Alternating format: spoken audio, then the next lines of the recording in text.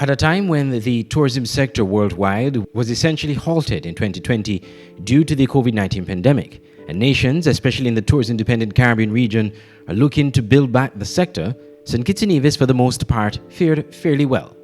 One of the persons responsible for that restoration is the outgoing CEO of the St. Kitts Tourism Authority, Raquel Brown. Ms. Brown's job is by no means easy, and she was faced with a lot of challenges and hurdles to navigate really difficult waters, along with her team at the authority, the Tourism Ministry, and the Minister of Tourism, Lindsay Grant, to steer the tourism train back on track.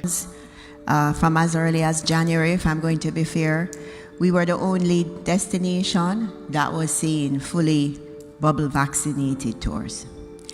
And we got a lot of pushback, both here and from not so much the cruise lines, but other destinations were asking how we could achieve that. It has been a challenge, as you know, for cruise. But the challenges in restoring the tourism sector from the ravages of the COVID-19 pandemic, which still persists, does not stop at getting cruise ships to return to the island or planes to resume flights to the RLB International Airport. It's also addressing the needs of local stakeholders in the tourism field. That proved to be one of the toughest challenges. Some taxi drivers and tour operators complained that the return of cruise ships was not benefiting them, as only a select few were getting jobs. Ms. Brown was on the forefront of the issue and was one of the few to tell the hard and bitter truth.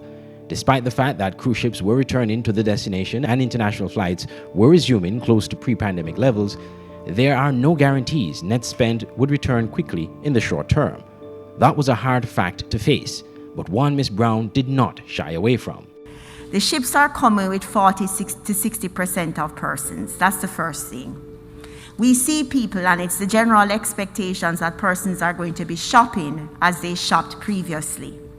They're going through, even though they took a vacation because they want a vacation, they too have financial constraints. So they're being extremely frugal in what they're purchasing.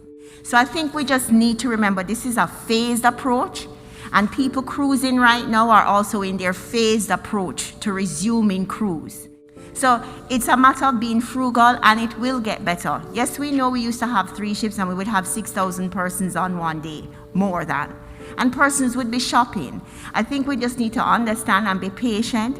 Balancing protecting livelihoods and lives is a difficult act at a time when stakeholders are on edge. But despite it all, Ms. Brown performed exceptionally well in doing her job and making sure that St. Kitts remains competitive in a challenging tourism economy. It's safe to say neither she nor the tourism authorities will be able to please everyone on this issue, but it's a work in progress. And no one could argue that progress has been made to a great extent. After several years at the helm, Ms. Brown will demit office at the end of this year, a fact Tourism Minister Lindsay Grant knows all too well. He was very pensive in his reflection on Ms. Brown's tenure with the Tourism Authority. He will demit office on the 31st of December. We have a very good working relationship with the CEO. She's leaving not on any duress, as seems to be indicated out there.